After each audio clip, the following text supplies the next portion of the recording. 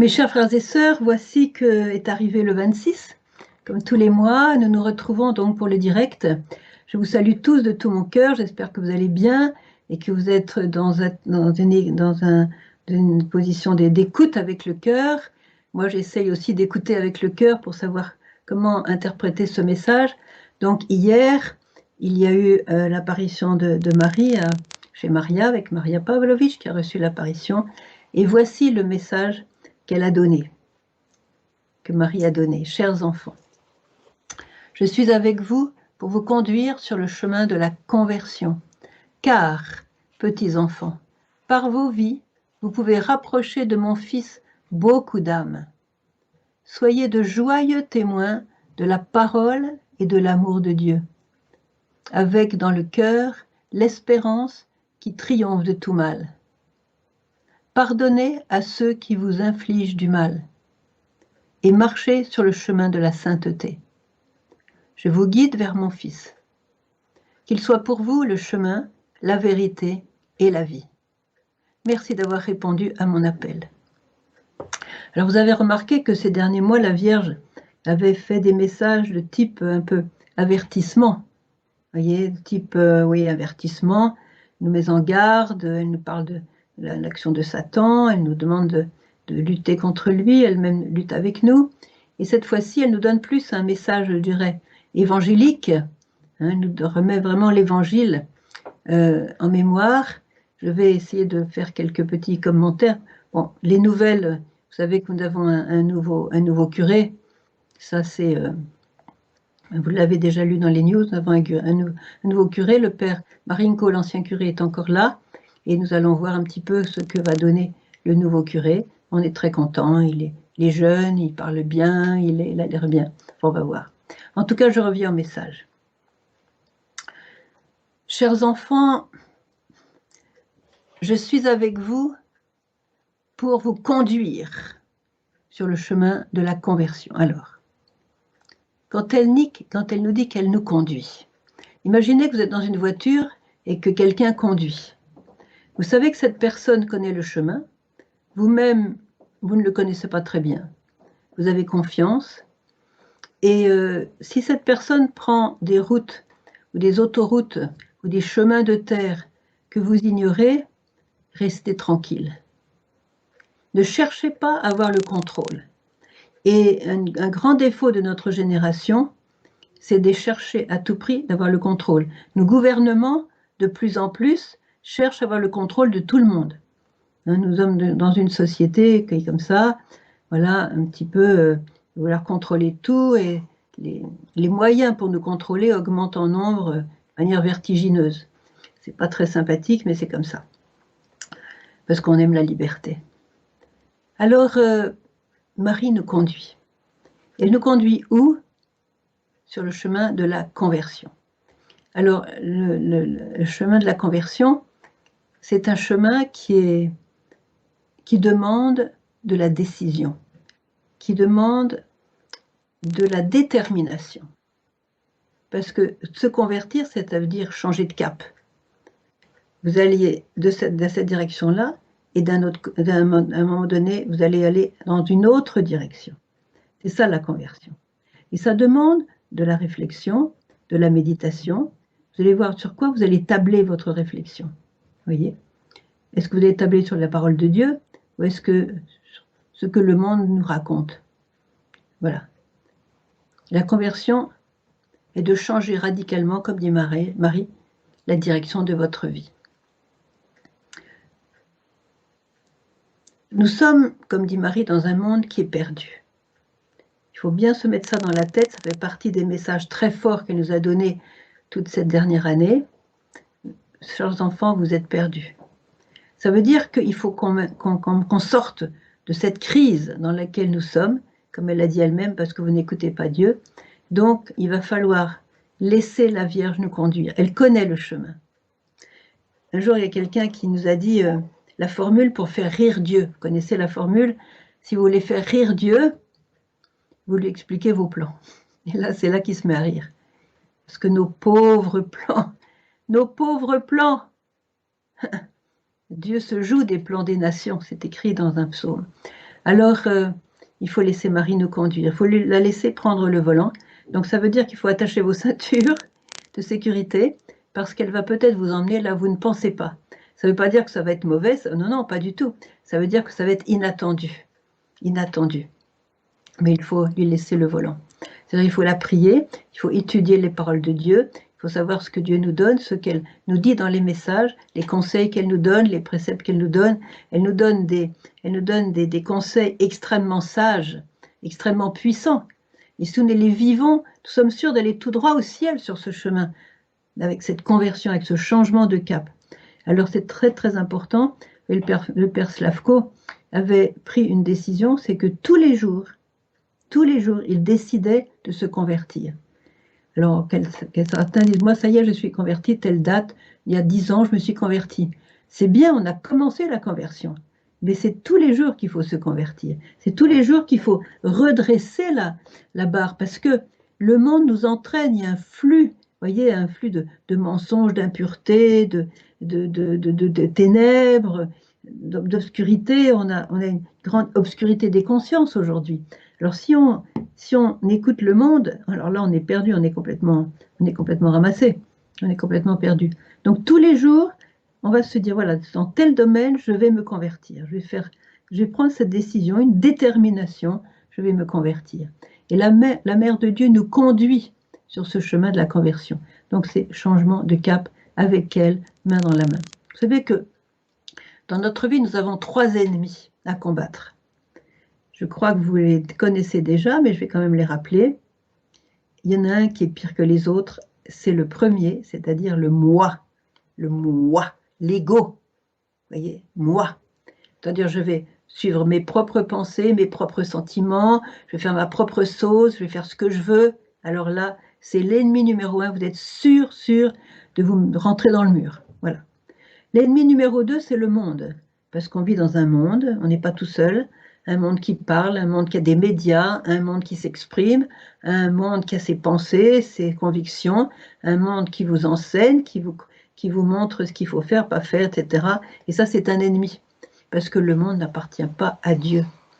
L'esprit du monde n'est pas l'esprit de Dieu. Donc c'est l'ennemi numéro 2. Et en troisième, je dirais pas un petit ennemi, parce qu'il est quand même pas si petit que ça, c'est Satan. Mais Satan, il peut se frotter les mains, il peut se dire, bah, ça va, moi je suis en vacances, s'il voit que mon ego fait le travail à sa place. S'il voit que le monde que j'écoute fait le travail à sa place. Donc il est cool, il n'a pas besoin de se donner du mal, le travail se fait sans lui. Donc vous voyez, le pire, c'est moi. C'est moi-même, quand je veux faire par moi-même les choses, mes propres pensées, mes propres sentiments, mes propres choix, etc. Là, ça ne va pas du tout. Donc avec ces 3 ennemis, la Vierge nous demande vraiment de lutter, et cette conversion va nous aider à lutter. Voilà. Ensuite, elle nous dit, chers enfants, alors, dans le chemin de la conversion, car, petits enfants, par vos vies, vous pouvez rapprocher de mon Fils beaucoup d'âmes. Alors là, c'est extraordinaire. Pensez que votre simple vie, et quel que soit votre âge, votre santé, votre niveau économique, votre pays, votre langue, votre culture, vos connaissances, quelle que soit la personne que vous êtes, vous avez la possibilité par votre vie de rapprocher de Jésus beaucoup d'âmes. Et bien ça, faites de cela le but de votre vie. C'est génial, c'est génial. Le but de votre vie, c'est d'arriver au ciel avec plein de gens autour de vous que vous avez guidés par votre vie. Et ça, pas forcément des gens que vous connaissez, des gens que vous ne connaissez pas, qui sont peut-être au fin fond de l'Afrique, au fin fond de la Chine, au fin fond de l'Australie, mais par votre vie, grâce à la communion des saints, parce que nous sommes tous liés, grâce à la communion des saints, nous pouvons donc rapprocher du Christ beaucoup d'âmes. Alors là, c'est vraiment une vocation à choisir avec un enthousiasme, parce que ça donne de la valeur, c'est le sens de votre vie. Parce qu'on ne se sauve pas tout seul. Celui qui voudrait avoir son petit salut tout seul, ça ne marche pas. On se sauve avec les autres. Prendre à cœur les autres, voyez. Prendre à cœur ces millions de personnes qui ne connaissent pas Dieu et qui marchent dans les ténèbres et qui sont peut-être désespérées parce qu'il y a les souffrances, il y a les deuils, il y a la difficulté, il y a l'avenir qui est incertain, il y a la politique, il y a la guerre, il y a les conflits, tout ça. connaissent pas Dieu, à qui vont se raccrocher? Mais par votre vie, vous pouvez les rapprocher du Christ. C'est extraordinaire. On connaît la puissance de la prière. Hein. Le curé d'Ars, je l'avais déjà cité, le curé d'Ars disait, un jour, il commençait son homélie comme ça, un dimanche, il disait « Je connais un homme plus puissant que Dieu. » Plus puissant que Dieu. Alors les gens étaient comme ça, qu'est-ce qui va nous sortir? Alors après, il explique, c'est l'homme qui prie. Parce que l'homme qui prie peut changer les plans de Dieu. Vous vous rendez compte? L'homme qui prie peut changer les plans de Dieu. Je pense à Bruno Cornacchiola, c'est un Italien qui est devenu voyant après avoir été un criminel. Il voulait assassiner Pie XII. Je vous recommande de lire sa vie, c'est extraordinaire. C'est un homme qui était méchant, il trompait sa femme tous les soirs. Il avait quand même plusieurs enfants et elle était une sainte, vraiment, elle vivait saintement. Et puis, voyant que son mari prenait un très mauvais chemin, elle a décidé de lui proposer, d'abord elle priait énormément, elle se sacrifiait pour lui, décidé de lui faire les 5 vendredis, les 5 premiers vendredis du mois, et elle lui a demandé de faire ça, alors elle l'a fait comme ça, et un jour, ils étaient dans un petit lieu à côté de Rome, aux Trois Fontaines, et ses enfants jouaient, et le soir du dimanche, il était question de rentrer à la maison, il a appelé ses enfants, il y en avait qu'un qui était le plus grand, qui était à côté de lui, va appeler tes frères et sœurs. Alors, il y va, il a une petite grotte, voilà. Et puis, il ne revient pas. Il en appelle un autre, il ne revient pas. Alors, il va vers la grotte, et il les voit tous à genoux, les mains jointes, le regard en l'air, comme ça. Il dit, mais c'est pas le moment de prier, qu'est-ce que vous faites là? Il commence à les gronder, à les secouer. Il était comme de la pierre, impossible de les secouer. Et donc, il s'aperçoit en levant la tête, que la Vierge était là, et qu'elle le regardait. Elle lui a dit, basta! Maintenant, il faut que tu rentres dans le troupeau, dans le bercail. Bon, je vous passe les détails, c'est une vie passionnante. Et donc, à partir de ce jour-là, il a été voyant. Mais cette femme qui a souffert de son mari, qui en a bavé vraiment de son mari, pour en être au point de vouloir assassiner Pie XII, il avait préparé son couteau, il avait mis mort au pape dessus, enfin, il avait gravé. Donc, c'était un homme violent, vous voyez, méchant. Mais cette femme, par sa vie, elle a sauvé cet homme. Mais cet homme, il a sauvé plein d'autres gens. Parce que comme il est devenu voyant et qu'il vivait avec la Sainte Vierge, il a fait des conférences, il a ramené plein d'âmes au Seigneur, voyez. Donc, voyez, une femme qui a supporté l'adultère de son mari, et pas seulement ça, la violence et tout ça, une femme a changé la vie de plein d'âmes. Bon, c'est un exemple parmi tant d'autres, voyez. Regardez la puissance de la prière d'Abraham. Seigneur, si dans cette ville pervertie, Seigneur, permets-moi de te parler. Est-ce que si on trouve simplement 50 justes dans la... Oui, je sauverai la ville si je trouve 50 justes. Seigneur, excuse-moi, je vais peut-être encore te poser une question. Si tu n'en trouves que 45, ça va. Est-ce que tu vas pas faire périr les justes avec les méchants quand même? Non, je sauverai la ville. Et comme ça, il diminue jusqu'à 10. Bon, c'est dommage qu'il soit arrivé à 10. Mais voyez, Dieu s'est adapté à la prière d'Abraham. Regardez Moïse. Il descend de la montagne avec l'étape de la loi. Il voit le peuple en train de danser, chanter, tout ça, devant un faux Dieu, un veau. Ils avaient rencontré le vrai Dieu, le Dieu vivant et vrai, le Dieu unique. Et voilà qu'ils se mettent maintenant à adorer un veau, un mangeur d'herbes. Alors, Moïse a vu rouge, évidemment, il est descendu. On a pris un petit coup là. Il a cassé les stropes de la loi. Il s'est mis en colère. Il est remonté sur la montagne. On a à nouveau l'étape de la loi. Et s'est offert. Il dit, Seigneur, je préfère être anathème et sauve le peuple. Voyez. Le peuple a été sauvé grâce à Moïse. La prière de Moïse, voyez. Je pense à Saint Paul. Saint Paul qui était quand même aussi un assassin. Il avait quand même mis en prison, fait mourir beaucoup de chrétiens. Et à partir du moment où, sur le chemin de Damas, il a rencontré Jésus, ça a été, j'allais dire le jour et la nuit, non, la nuit et le jour. Voyez, il s'est donné à fond. Combien d'âmes il a ramené au Christ? Combien d'âmes? Et encore maintenant, le fait de lire Saint Paul, de méditer Saint Paul, combien d'âmes il a ramené? Voyez, parce qu'il s'est laissé faire par le Christ, il s'est laissé conduire. Et je peux vous dire que le chemin qu'il a vécu lisez les Actes des Apôtres et tout ça, ce qui concerne Saint Paul, je peux vous dire que quand il a vu Jésus sur le chemin de Damas, il n'avait pas du tout idée de ce qui allait suivre. Il s'est laissé conduire.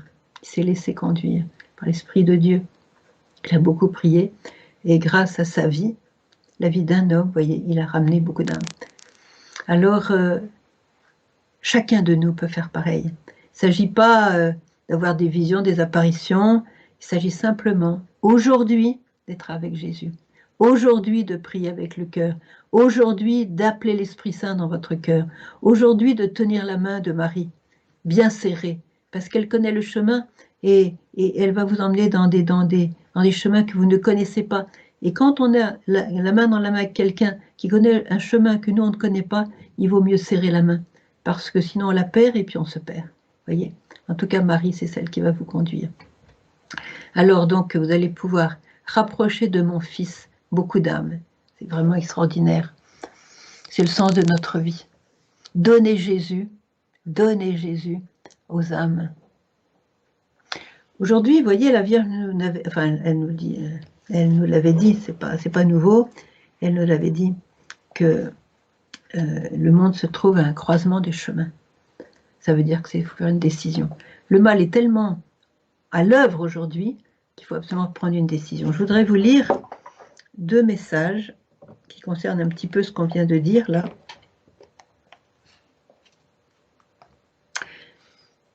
Chers enfants, en tant que mère, je lutte pour amener dans mon étreinte maternelle tous mes enfants égarés. Vous voyez, elle lutte à mettre dans son étreinte maternelle. Est-ce que vous ne rêvez pas d'être dans l'étreinte maternelle de la Sainte Vierge? Waouh, ça vaut la peine. Dans mon étreinte maternelle, tous mes enfants égarés. Il y en a tellement, il y en a tellement. Et leur montrer le chemin de la foi. Mes enfants, aidez-moi dans mon combat maternel et priez avec moi pour que les pécheurs puissent être conscients de leurs péchés et se repentir sincèrement. Voyez? Voilà, c'est un autre message qui dit la même chose, voyez? Alors, je continue. Je ne sais pas s'il fait chaud chez vous, mais en tout cas, chez nous, il fait chaud. Je vais vous montrer mon bel éventail. Ça vaut la peine, parce que comme ça, j'ai du vent, j'ai le vent de la Sainte Vierge dans le nez. Voilà. Ne soyez pas surpris si j'ai quelques taches sur le visage. Ce n'est pas une maladie. C'est simplement quelqu'un qui m'a fait des petites pointes de brûlure. Là, c'est un dermatologue qui a fait ses dégâts. Et dans 4 jours, dans 5 jours, je serai normale. Voilà. Ensuite, soyez de joyeux témoins de la parole et de l'amour de Dieu. Alors d'abord, il y a une règle d'or, mes chers amis. Une règle d'or, c'est de ne jamais se plaindre. Quand vous vous plaignez, vous faites plaisir à Satan. Alors je vais vous raconter l'histoire, bon ben ça, certains d'entre vous la connaissent, mais ça vaut la peine de se la remémorer. Moi je me la remémore souvent. C'est l'histoire de la petite Mariam de Bethléem, c'est une grande mystique de la Galilée. Alors elle était tellement sainte que elle arrachait beaucoup d'âmes à Satan. Et alors Satan avait remarqué qu'elle ne se plaignait jamais. Donc elle avait quand même elle avait des épreuves comme tout le monde, et à chaque épreuve, elle bénissait Dieu. Alors ça l'agaçait infiniment, parce que lui, il aime la plainte, il aime qu'on se plaigne, il aime qu'on râle, il aime qu'on soit mécontent, qu'on tape du pied, qu'on soit en colère, il aime ça, il aime beaucoup, beaucoup ça. Alors, elle avait pris la décision de ne jamais se plaindre, elle ne se plaignait jamais. Alors un jour, il a été voir Dieu, un peu comme l'histoire de Job, vous savez, alors Satan va voir Dieu. Donc il a été voir Dieu pour lui demander d'éprouver Mariam, donc cette sainte, pendant 40 jours, avec un but de lui faire sortir de la bouche une seule plainte, une seule. C'était son but, vous voyez qu'il connaissait à qui il avait affaire. Alors Dieu lui permet, voilà, je te permets de l'éprouver pendant 40 jours, et comme il avait dit comme ça, tu verras, elle va te maudire en face. Premier jour, il l'éprouve par des souffrances, tout ça. Résultat des courses, elle a béni Dieu encore plus. Seigneur, je te remercie pour cette épreuve et je te l'offre pour l'Église. Bon, premier jour, raté pour Satan. Deuxième jour, il l'éprouve encore. Il lui fait des souffrances, des épreuves. Et en fin de compte, elle remercie Dieu. Je t'offre ces souffrances, Seigneur, pour la conversion des pécheurs. Deuxième jour, raté pour Satan. Troisième jour, enfin comme ça. Pendant 5 jours, il a vu que chaque jour, il perdait encore beaucoup plus d'âmes. Alors il est retourné vers Dieu, il lui dit, je m'arrête là, parce qu'au lieu de réussir mon plan, je perds encore plus d'âmes. Vous savez ce que Dieu lui a répondu? Ah, non, tu as demandé 40 jours, tu feras tes 40 jours. Il a fait ses 40 jours par obéissance à Dieu, car Satan, évidemment, est obligé d'obéir à Dieu. Alors je ne vous dis pas toutes les âmes qu'elle a ramenées au Seigneur. Eh bien, c'est la seule personne que je connaisse, parmi les saints, pour laquelle Satan a demandé de sortir de quelqu'un. D'habitude, c'est les exorcistes qui disent « Satan, va-t'en », etc. Eh bien, pour elle, c'est Satan qui a été demandé à Dieu de pouvoir sortir d'elle, et le Seigneur lui a dit « Non, tu resteras tous les 40 jours, tu as demandé, allez, tu fais tes 40 jours, tu n'as qu'à pas demander 40 jours, eh bien, tu feras tes 40 jours. » Voyez. Donc, ça vous dit, tout ça pour vous dire que ne jamais se plaindre, ne jamais se plaindre. Bénir dans l'épreuve. Vous savez, quand on a une épreuve, Satan est là pour nous tenter, alors par le désespoir, par la haine, par la vengeance, par la rébellion, par la révolte contre Dieu, par le doute de l'amour de Dieu. Il a un certain nombre de poisons, comme ça, de toutes les couleurs, comme il faisait passer à Saint-Antoine dans le désert. Il essayait tous ses poisons, et Saint-Antoine passait de victoire en victoire. Et donc, c'est la louange, mais c'est, chers frères et sœurs, qui va nous sauver. C'est la louange. Dans l'épreuve, c'est la louange. Alors soyez de joyeux témoins. Si vous êtes dans la louange, vous allez dépasser l'épreuve. Vous allez dépasser l'épreuve, la surmonter, et le fruit sera la joie, la paix. Voyez? Et ainsi vous serez de joyeux témoins de la parole de Dieu et de l'amour de Dieu. Alors, quand vous avez un choix à faire, dites-vous tout de suite, que dit Jésus dans sa parole? Qu'est-ce qu'il dit sur ce point-là? Bon, je prends l'exemple de l'avortement, bon, il y a d'autres exemples. Que dit Dieu? Tu ne tueras pas, c'est tout. Pas besoin d'aller chercher ailleurs. Alors faites ce que Dieu dit, et vous aurez la joie et la paix. L'autre jour, j'ai reçu un coup de téléphone d'une jeune femme, elle pleurait au téléphone. Elle dit, ma soeur, je vous téléphone parce que je viens d'avorter. Qu'est-ce que je dois faire? Alors j'ai eu un moment de silence parce que bon, on pense au petit qui est parti un peu trop tôt. Et parce que ma soeur, oui, je regrette infiniment, j'aurais jamais dû faire ça, je le regrette, mais maintenant c'est trop tard, qu'est-ce que je dois faire? J'ai été me confesser, mais j'ai perdu la paix, qu'est-ce que je dois faire? Alors je lui ai répondu ceci. Écoutez, la Vierge a demandé que pour les personnes qui ont fait un avortement, je fasse une grande pénitence, parce que c'est un grave péché. Alors ce que je vous propose, parce que vous êtes déjà dans la pénitence, que vous souffrez déjà d'avoir fait cet acte, je vous propose, parce que quand il y a un avortement qui est fait, ça libère des démons qui vont attaquer les prêtres. C'est pour ça que les prêtres sont tellement attaqués. Je ne dis pas que c'est toujours à cause des avortements, mais en tout cas, il y a un lien entre les deux réalités. Alors je lui dis, écoutez, décidez, tous les jours, vous allez faire au moins une dizaine de chapelets en faveur des prêtres. Ah oui, ma soeur, je vais faire ça, je vais même dire un chapelet pour les prêtres. Alors voilà, voyez. Qu'est-ce que dit la parole de Dieu? Et si on suit ça, on évite tellement de malheurs. Soyez de joyeux témoins de la parole de Dieu et de l'amour de Dieu. Vous savez, en nous, il n'y a pas d'amour. Il n'y a pas d'amour en nous. Il y a des sentiments humains, mais l'amour vrai, il n'y en a pas. Alors il faut le demander. C'est l'Esprit Saint qui donne l'amour divin. Cet amour qui dure, qui ne déçoit pas, qui ne trahit pas, qui ne ment pas, qui ne fait pas semblant, qui est fidèle. Cet amour-là, on ne l'a pas naturellement. Par notre nature humaine, on ne l'a pas. Il y a des gens gentils naturellement, il y a des gens qui ne sont pas gentils naturellement. Ça n'a pas d'importance. L'important, c'est l'amour divin dans le cœur. Et c'est l'Esprit Saint qui le met. Et c'est pour ça que c'est très, très important de toujours prier l'Esprit Saint. Comme la petite Mariam de Bethléem priait sans cesse l'Esprit Saint. Elle l'avait avec une sorte dose, voyez. Alors, quand on n'a pas l'amour, eh bien, il faut le demander. Et ainsi, on dépasse les difficultés. Et comment dépasse-t-on les difficultés? En regardant en haut, voyez. Si vous regardez la difficulté en regardant en bas, vous êtes perdu. Vous allez plonger dans la difficulté. Et là, vous allez râler, vous allez vous plaindre. vous allez être en colère, vous allez vous abîmer intérieurement. Mais si vous regardez, vous allez trouver le moyen de bénir Dieu. Seigneur, merci pour ce que tu as permis, parce que j'ai confiance en toi et que ça, tu vas l'utiliser pour du bien. Et tu vas tellement l'utiliser pour de bien qu'un jour, je vais dire, oh, merci Seigneur d'avoir permis ça. Parce que si tu n'avais pas permis ça, j'aurais pas ce cadeau, j'aurais pas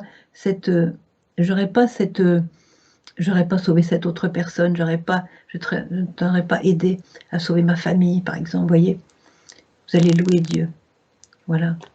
Les joyeux témoins de l'amour de Dieu. Alors, voilà, et ainsi on va semer la lumière du Christ là où on va passer. Ensuite, la Vierge nous dit, avec dans le cœur l'espérance qui triomphe du mal. Très intéressant, qui triomphe du mal. Le mal aujourd'hui est bien répandu, je n'ai pas besoin de vous l'expliquer. Il y a beaucoup de mal. Le mal, comme dit Marie, Satan visite la terre. Et c'est pas simplement pour faire un petit coucou comme ça, il visite la terre pour faire du mal. Alors, la Vierge nous parle de l'espérance qui triomphe de tout mal. Alors, moi je veux cette espérance dans le cœur. Je la veux. Comment je vais faire? D'abord, l'espérance, c'est pas j'espère que demain il fera beau. J'espère que demain je vais voir mon ami.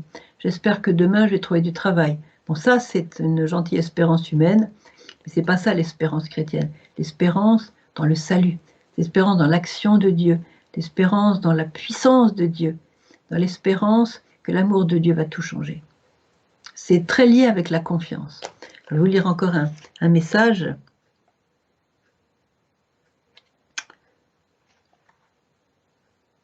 Attendez, voilà. Attendez, il faut que je mette mes lunettes. Écoutez bien.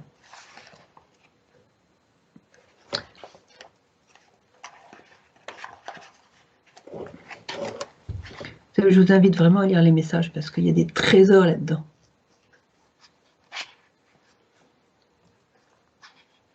Chers enfants, aujourd'hui, je vous invite à naître à nouveau dans la prière et par l'Esprit Saint à devenir un peuple nouveau aux côtés de mon Fils. Alors, un peuple qui sait que s'il perd Dieu, il se perd lui-même.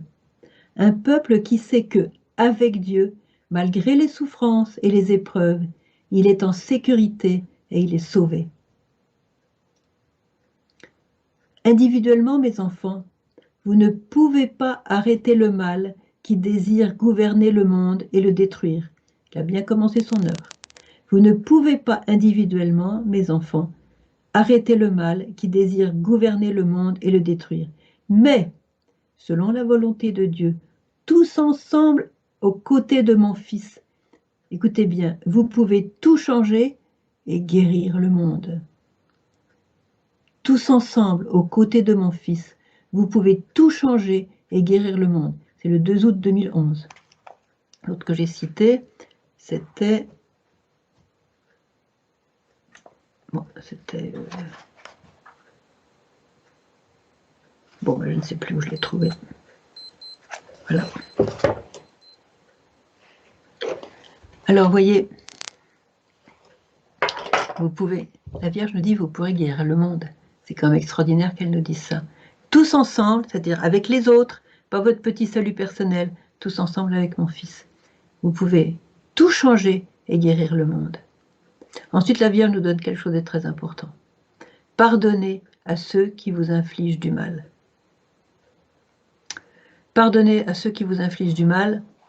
Je n'ai pas besoin de vous dire notre Père. Pardonnez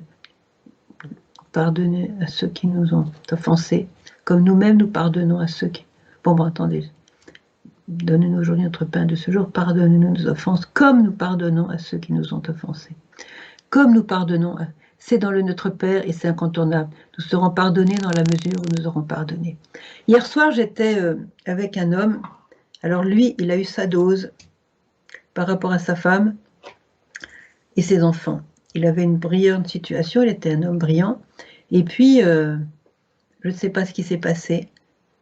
Petit à petit, sa femme l'a trahi, sur le plan aussi du travail, de ses biens maternels. Enfin, pour faire une histoire courte, il s'est trouvé sans rien. Mais sans rien, j'allais dire nu comme un verre. Ils ont tout pris, ils ont menti, ils ont trafiqué, et bon, il ne s'est pas méfié. Et maintenant, il n'a plus rien. Ils l'ont même mis dans une maison, des gens un peu dérangés, tout ça, vous voyez, alors qu'il était.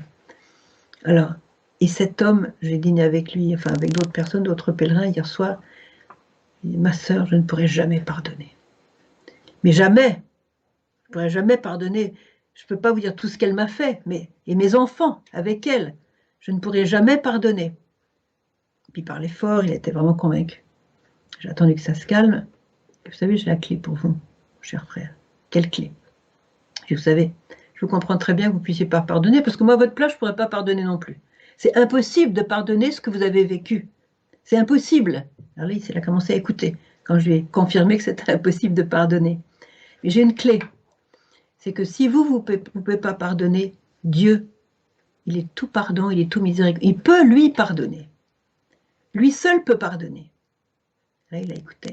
Je lui ai dit, écoutez, voilà la solution. Comme vous ne pouvez pas pardonner, et que lui, il peut pardonner, ben demandez-lui de mettre son pardon dans votre cœur. Il m'a regardé. Il s'est tu. Il m'a dit, ah bon, je vais essayer. Je dis, ben, vous allez réussir. Voyez. Après, il était conduit à l'hôpital, je ne sais pas ce qu'il s'est fait, il était à l'hôpital de Mostar, et les gens qui l'accompagnaient ont dit, alors là, la sœur m'a donné la solution. Vous voyez, il va pouvoir pardonner. Pardonner l'impardonnable. Et beaucoup d'entre vous ont à pardonner l'impardonnable. Il n'y a pas de solution. Votre clé, c'est Jésus. Parce que vous avez été pardonné. Moi, j'ai été pardonné. Je peux vous dire qu'il a eu la dose à pardonner. Si moi, j'étais pardonné, je lui dis, Seigneur, moi, je ne peux pas pardonner à tel, tel, tel. Mais Seigneur, mets ton pardon dans mon cœur. Et ce pardon, ça va être qu'une petite graine dans votre cœur qui va grandir, grandir, grandir, parce que vous allez continuer à lui parler. Et un jour, vous allez dire, mais ça y est, ce pardon de Jésus a envahi mon cœur, ça y est, je suis prêt à pardonner l'impardonnable. C'est comme ça que ça marche. Et pour ça, la Vierge nous dit, pardonnez à ceux qui vous infligent du mal. Il y a différents degrés du mal, mais que ce soit un petit degré, moyen degré ou grand degré, la seule solution, c'est d'inviter Jésus dans votre cœur. Et lui fera grandir son pardon. Voilà. Et la Vierge termine par cette parole. Je ne sais pas si j'ai le temps de faire un petit témoignage là. Est-ce que j'ai le temps de faire un petit... Bon, voilà. Donc c'est une femme qui a eu plusieurs enfants, et dont un prêtre d'ailleurs, et un de ses fils a été assassiné par un drogué dans la rue en Amérique. Mort, voilà, assassiné, un jeune qui voilà, il était drogué, il ne savait plus ce qu'il faisait, il a tiré, vous savez qu'en Amérique on a le droit d'avoir des armes, donc il a tiré et ce fils est mort. Il y a un grand procès à propos de cela. La maman de ce jeune qui est mort a voulu être au procès, a témoigné. Je vous fais une longue histoire courte. Hein. Elle était au procès et elle a dit, je ne l'accuse pas. Parce que je sais que quand il était petit, pas de père, pas de mère, la rue, la drogue, les mauvais amis, les mauvaises habitudes, les mauvais exemples, il n'a connu que ça. Ça, c'était sa nourriture quotidienne. Comment voulez-vous qu'il ait grandi dans autre chose? Il n'avait que ça à se mettre sous la dent, j'allais dire.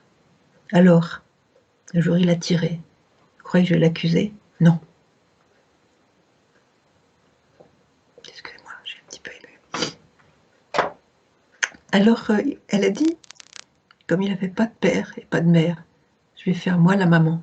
Je vais le prendre à la maison. Pour la première fois, ce jeune aura une famille. Il sera bien, il sera aimé, il sera accueilli. Il en a besoin.